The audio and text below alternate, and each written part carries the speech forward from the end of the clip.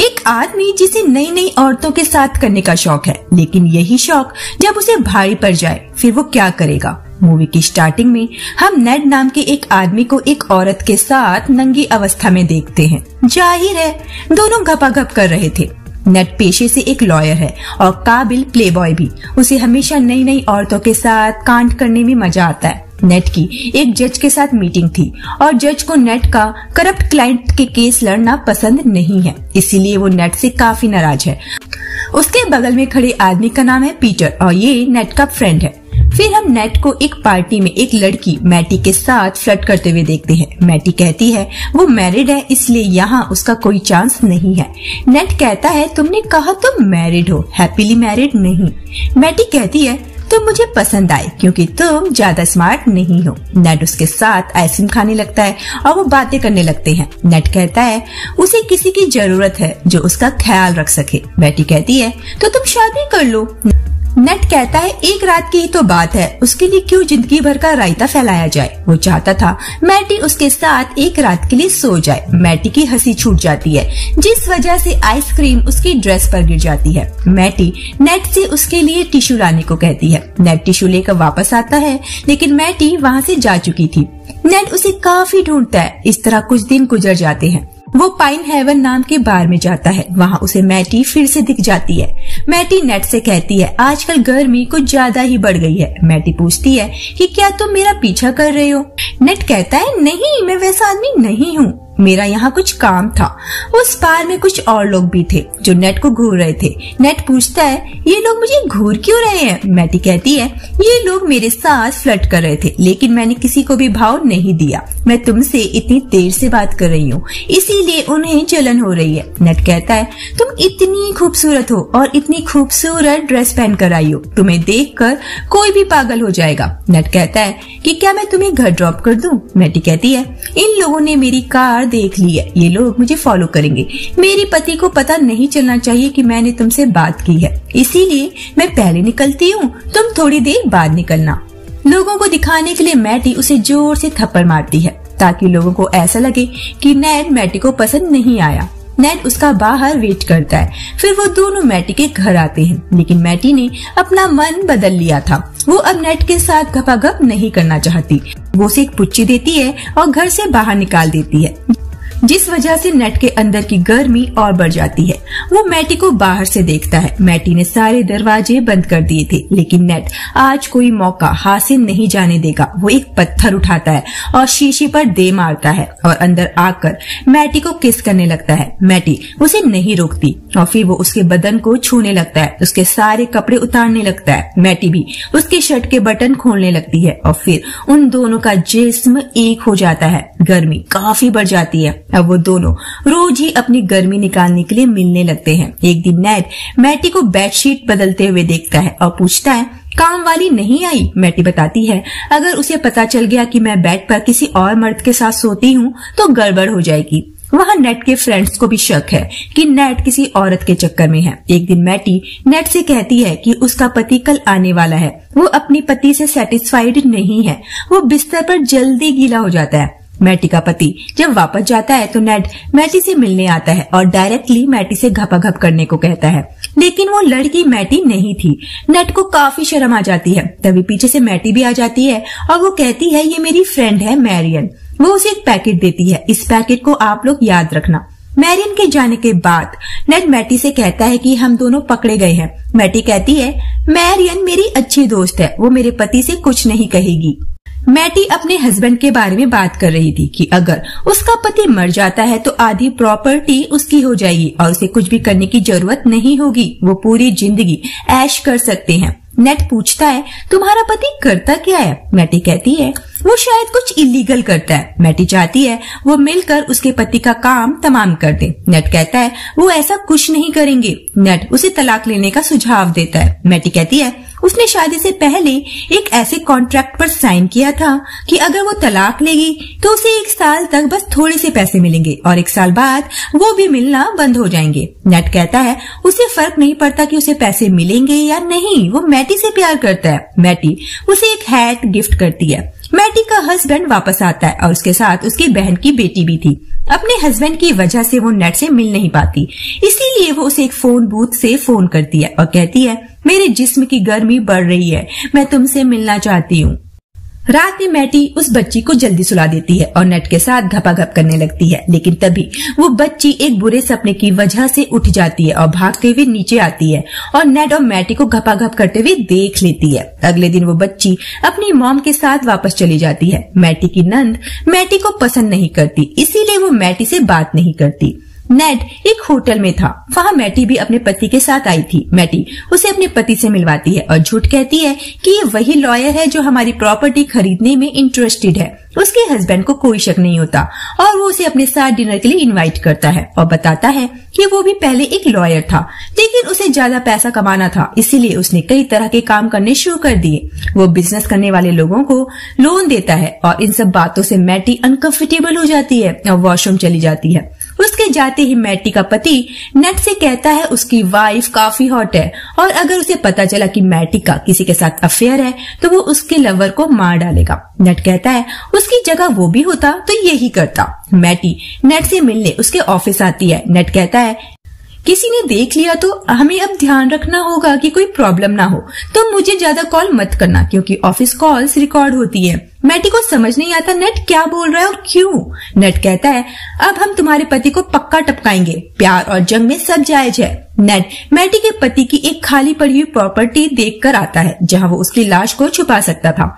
मैटी net से कहती है उसके पति के मरने के बाद उसके पति की आधी प्रॉपर्टी उसकी नंद के पास चली जाएगी। वो नेट से उस विल को बदलने को कहती है क्योंकि नेट एक लॉयर है। नेट मना कर देता है क्योंकि वो नहीं चाहता कोई उन पर शक करे। नेट फिर एक मैकेनिक के पास आता है जो नेट का क्लाइंट था। नेट ने उसे जेल जाने से बचाया था। वो उस मैकेनिक की मदद से एक बम बनाता है, लेकिन वो मैकेनिक उसे समझाता है कि वो जिस भी काम के लिए इसे यूज करना चाहता है वो ना करे, क्योंकि एक गलती को छिपाने के लिए इंसान 10 गलतियां करता है और वो उनसे कभी नहीं बच सकता। लेकिन नेट उस मासूम मैकेनिक की बात नहीं सुनता। वो मैटी के साथ प्लान बनाता है कि वो मियामी चला जाएगा और मैटी से कोई कांटेक्ट नहीं करेगा। वो आज रात उसके पति को टपकाने वाला है। उस रात मैटी के पति को नींद नहीं आ रही थी। वो ड्रिंक करने नीचे जाने वाला था, लेकिन अगर वो नीचे जाएगा तो जब नेट आएगा उसे पता चल जाएगा और वो उसे मार नहीं पाएंगे। इसीलिए मैटी अपने कपड़े उतारकर उसके साथ घपाघप करने का प्लान करती है। लेकिन तभी उसके पति को नीचे से आवाजें आती है। वो गन निकाल लेता है। मैटी को इस गन के बारे में कुछ पता नहीं था। उसका पति नीचे जाता है। मैटी जोर से चिल्लाती है कि उसके पास गन है। नेट संभल जाता है और नेट उसके पति को मार देता है। वो उसकी लाश को कार में डाल देते हैं और फिर उसी की प्रॉपर्टी में उसे डंप कर देते हैं जहाँ नेट ने पहले से एक बम लगाया हुआ था, जिस वजह से वहाँ ब्लास्ट हो जाता है। कुछ दिनों बाद नेट को कॉल आता है मैटी के मरे हुए पति के वकील का। वो नेट से कहता है कि मैटी ने बताया है कि उसके पति ने नेट से अपनी विल चेंज करवाई थी। नेट समझ जाता है ये सब मैटी ने किया है। उसने मैटी को विल के साथ कोई भी छेड़छाड़ करने से मना किया था। सब मीटिंग करते हैं और मैटी के पति का लॉयर कहता है कि अब सारी प्रॉपर्टी मैटी को मिलेगी क्योंकि कोई भी विल अब सही नहीं है और पति के बाद सारी प्रॉपर्टी पत्नी की होती है। लेकिन नेट अभी भी डरा हुआ है और मैटी पर गुस्सा करता है। मैटी कहती है मैं तुमसे प्यार करती हूँ। वो उस रात उसे मिलने के लिए कहती है। घर पर नेट का पुलिस दोस्त उससे मैटी के बारे में पूछता है। उसे शक है कि प्रॉपर्टी के लिए मैटी ने ही अपने पति का खून किया है और उन्हें ये लगता है नेट उस मैटी के चक्कर में है। वो नेट को मैटी से दूर रहने को कहता है, लेकिन नेट कहता है मैटी ने आज रात उसे घपाघप करने के लिए बुलाया है और मुझे मार कर उसे क्या मिलेगा, मेरे पास तो कोई प्रॉपर्टी भी नहीं है। ये सब सुनकर उसके दोस्त उससे कहते हैं इस औरत की वजह से तुम एक दिन बुरे फंसोगे। नेट मैटी से पूछता है तुमने विल इनवैलिड करनी कैसे सीखी। मैटी बताती है वो पहले एक लॉयर की असिस्टेंट हुआ करती थी।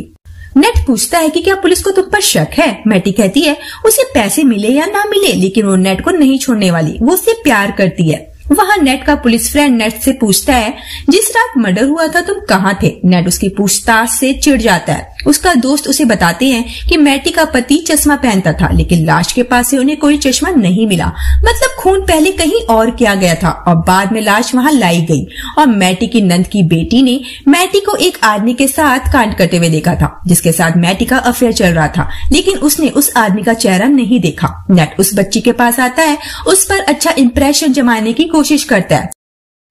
उसके बाद नेट का फ्रेंड नेट से बात करता है और उसे पक्का यकीन है कि नेट का मैटी के साथ अफेयर चल रहा है। नेट मैटी के पास आता है और पूछता है तुम्हारे हस्बैंड का चश्मा कहाँ है। मैटी कहती है उसे नहीं पता, शायद मेड ने सफाई करते हुए कहीं रख दिया और उसकी मेड कुछ अजीब बिहेव भी कर रही है। नेट कहता है अगर उसकी मेड को शक होता तो वो उन्हें ब्लैकमेल करती। मैटी नेट से कहती है इन सब की वजह से उनके बीच काफी प्रॉब्लम्स हो रही हैं, उसे वो अच्छा नहीं लग रहा। नेट का फ्रेंड नेट से कहता है कि हमने पता किया है तुम मर्डर वाली रात मियामी में ही थे, लेकिन जिस होटल में तुम रुके थे उस होटल के रूम में तुम्हें कोई कॉल कर रहा था, लेकिन तुमने पूरी रात कॉल नहीं उठाया, मतलब पूरी रात तुम उस होटल में नहीं थे। उसके बाद नेट एक केस के सिलसिले में एक लॉयर से मिलता है। उस लॉयर से उसे पता चलता है कि मैटी उसे बहुत पहले से जानती थी, ये भी कि नेट ने एक विल में घोटाला किया था। मतलब मैटी का नेट से मिलना इत्तेफाक नहीं बल्कि एक सोचा समझा प्लान था। नेट उसी मैकेनिक से मिलता है जिसे पुलिस ने शक की वजह से कस्टडी में लिया हुआ है।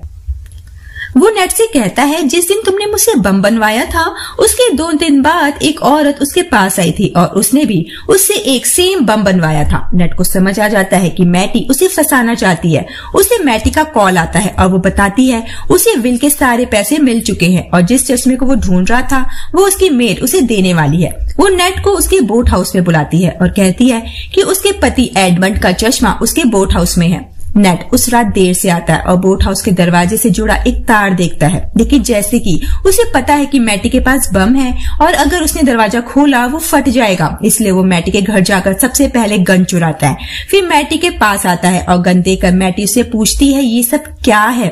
नेट मैटी से उस बोट हाउस जाकर उसे चश्मा लाने को कहता है। खुद को सही साबित करने के लिए मैटी बोट हाउस में चली जाती है और गायब हो जाती है। बोट हाउस में ब्लास्ट हो जाता है। अंदर मिले एक शख्स की पहचान मैटी के रूप में होती है। नेट का पुलिस फ्रेंड उन दोनों को साथ में देख चुका था। नेट को अरेस्ट कर लिया जाता है। अब जेल में नेट को लगता है कि मैटी ने उसे धोखा दिया है। वो अपने दोस्त को समझाने की कोशिश करता है कि मैटी अभी भी जिंदा है, वो हमारा पागल बना रही है, लेकिन उसका फ्रेंड बताता है कि उस लाश की शिनाख्त हो चुकी है, वो मैटी की ही बॉडी थी। और अब खुलते हैं कुछ राज।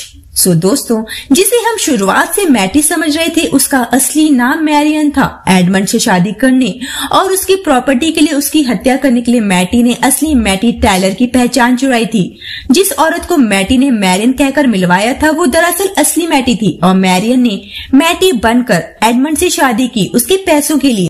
लेकिन जब असली मैटी को मैरियन के बारे में पता चला कि वो उसके नाम का गलत यूज कर रही है, उसने मैरियन को ब्लैकमेल करना शुरू कर दिया और नकली मैटी असली मैटी को पैकेट में वही ब्लैकमेल वाले पैसे दे रही थी। और जिस बोट हाउस में मैटी की लाश मिली वो असली मैटी की थी, जिसे नकली मैटी यानी मैरियन ने मारकर छुपा दिया था। और अगर नेट भी उस बम ब्लास्ट में मर जाता तो नकली मैटी के रास्ते के दोनों कांटे साफ हो जाते। नेट जेल में मैटी की हाई स्कूल ईयरबुक की कॉपी मंगवाता है। इसमें मैरियन सिम्पसन और मैटी टायलर की तस्वीरें हैं जो उनके शक की पुष्टि करती हैं कि मैरी एन ने मैटी की पहचान चुराई थी। मैरी एन की तस्वीर के नीचे द वैम्प और महत्वाकांक्षा, अमीर बनना और विदेश में रहना है। लास्ट सीन में असली मैरी एन यानी नकली मैटी एक बीच पर आराम करती हुई दिखाई देती है किसी नए मुर्गे के साथ। उसके पास अब पैसे हैं और वो विदेश में ऐश कर रही है। उसके दोनों ही सपने सच हो गए और नेट जेल की 4 दीवारी में बंद उस मनहूस दिन को कोस रहा है जब वो उस चालाक औरत से मिला था। और ये मूवी यहीं पर खत्म हो जाती है। सो गाइस, इस मूवी के लिए एक शायरी, वो मिली भी तो क्या मिली बनके बेवफा मिली, वो मिली भी तो क्या मिली बनके बेवफा मिली, इतनी तो मेरे गुनाह ना थे जितनी मुझे सजा मिली। सो गाइस, अगर आपको आज की वीडियो का एक्सप्लेनेशन पसंद आया हो तो कमेंट बॉक्स में लिख के जरूर बताइएगा। मिलते हैं नेक्स्ट वीडियो में, तब तक अपना ख्याल रखिए। टाटा।